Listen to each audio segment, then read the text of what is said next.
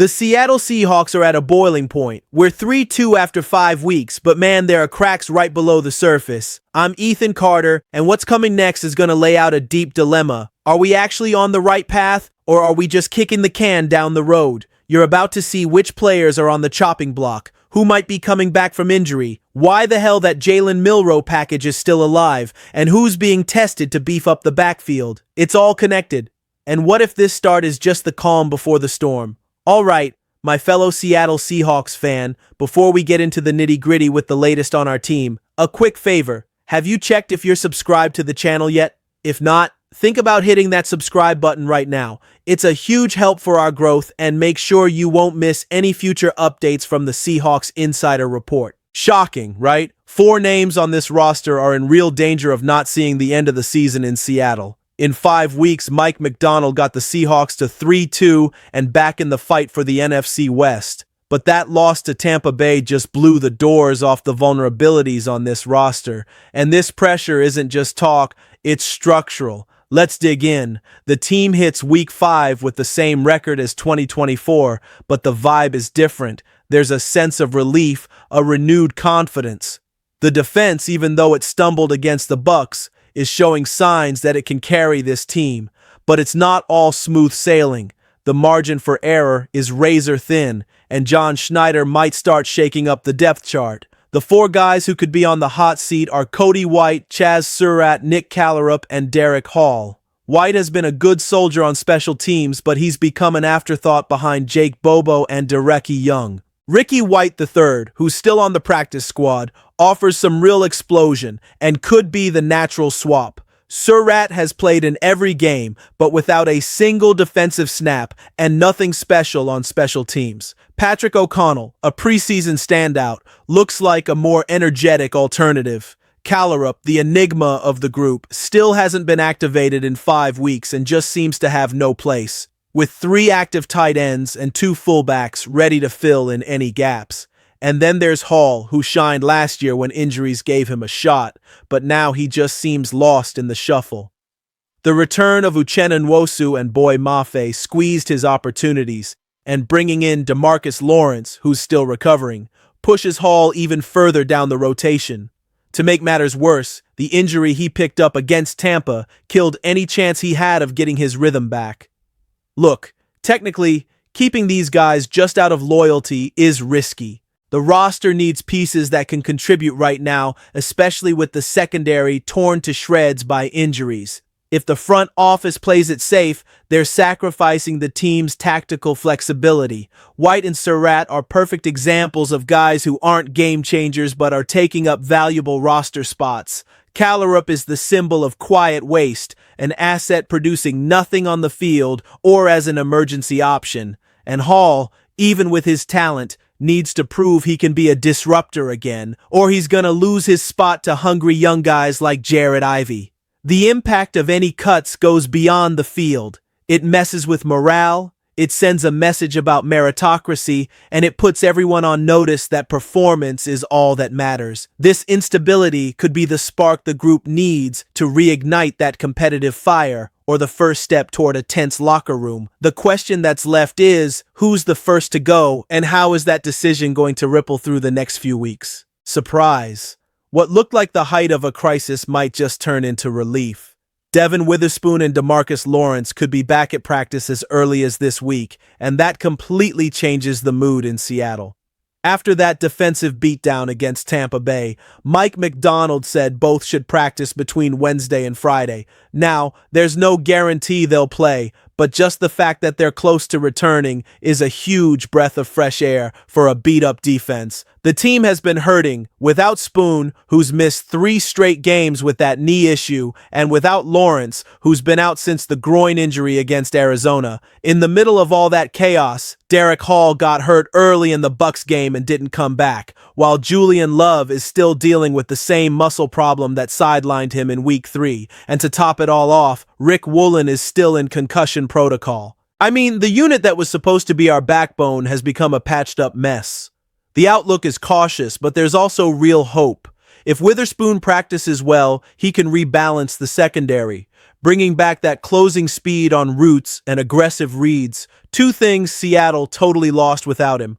Lawrence, on the other hand, is the natural stabilizer for the pass rush. His absence forced Boye Mafe and Uchenna Nwosu into overtime, and you could see them getting gassed on late downs. His return frees up the rotation and brings back some physical punch in the trenches. As for Hall, McDonald says they're evaluating him without rushing, and he could be out longer, which is a tough blow for a player who was starting to ramp up his production. Technically, these returns have huge tactical weight. With Spoon, Seattle can go back to blitzing with more confidence, mixing up zone and man coverage without leaving the middle of the field wide open. With Lawrence, the team gets the versatility to disguise blitzes and contain the outside run, something that failed miserably against Tampa. Hall's absence, though, leaves a hole the team doesn't know how to fill yet, maybe by promoting Jared Ivey or with some last-minute surprise. The emotional impact of this news is massive. It boosts the locker room, gives the fans a light at the end of the tunnel, and lets the coach breathe a little. But if there are any setbacks, the pressure is going to explode. That thin line between recovery and collapse is what defines what's coming next, and it's right on the offensive side of the ball where the next drama is unfolding, the Jalen Milroe package and the fumble that changed the whole vibe of the week. Even after that ridiculous fumble, the Seahawks are keeping the Jalen Milroe package alive. That mistake against the Buccaneers became national news, and yet Mike Macdonald and Clint Kubiak decided not to shelve the plan.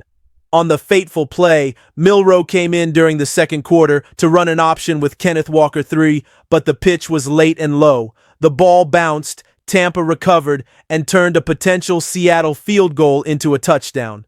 The score jumped to 13-0, and the game completely flipped. We've only seen 3 plays with the rookie so far, and not a single one has worked.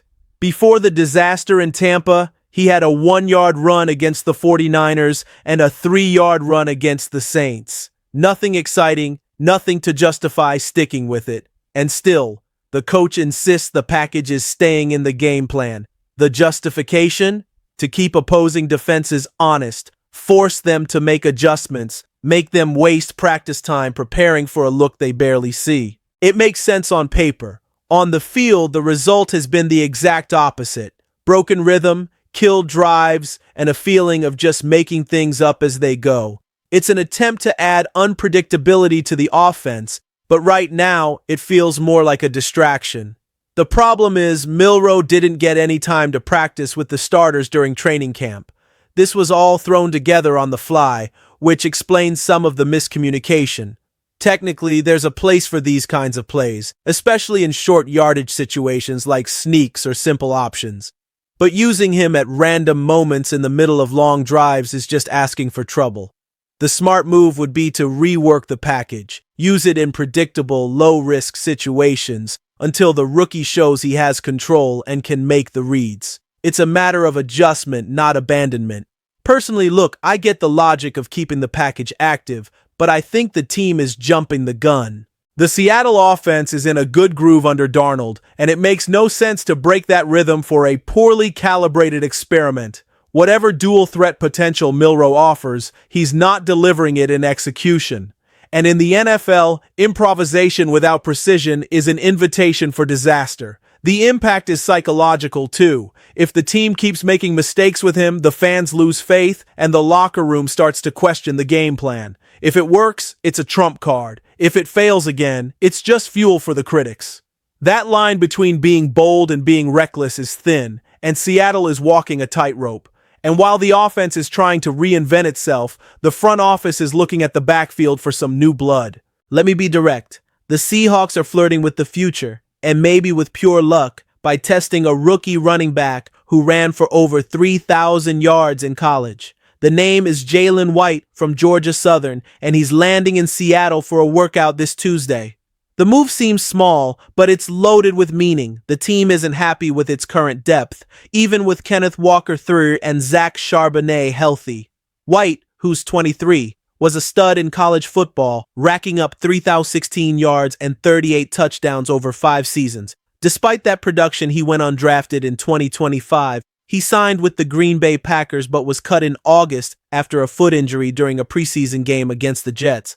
Shortly after, he reached an injury settlement and became a free agent. Now he seems ready to prove he can still play. During his time at Georgia Southern, White was known for his quick reads on blocks and his consistency in staying balanced after contact. Lance Zierlein's report on NFL.com described him as an angular runner with good vision and adequate burst.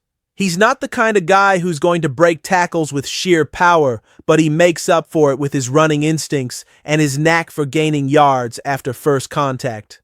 In Seattle, he's coming in with no pressure but a clear path. Show he can be the third guy in the rotation behind Walker and Charbonnet, or maybe land a spot on the practice squad. In practical terms, testing White is also a message to the current group. Nobody's job is safe. Seattle wants options. They want competition. They want to keep the engine running hot. The season is long and injuries always happen, especially in the backfield. Kenneth Walker has a history of nagging injuries, and Charbonnet is still looking for consistency in the run game. Adding a young, healthy, and hungry player is more than just a precaution. It's a strategic move. Technically, White fits well in Clint Kubiak's system, which values patient runners who can make good zone reads. He's not explosive like Walker, but he offers stability. If he impresses in his workout, he could become a quiet but valuable addition. The question is, are the Seahawks just kicking the tires, or are they setting the stage for something bigger? Because this move could signal the beginning of a quiet shakeup on offense, and if that's true, the impact goes way beyond a simple tryout. At the end of the day, every piece of news this week holds up an uncomfortable mirror to the current Seahawks. Our depth is being tested, the roster is reinventing itself, injuries are taking their toll, and our tactical gambles are bordering on mistakes. This team is at a turning point, stuck between the pragmatism that defined the Legion of Boom era and the search for a new identity. Are we building something solid, or are we just patching things up with hope?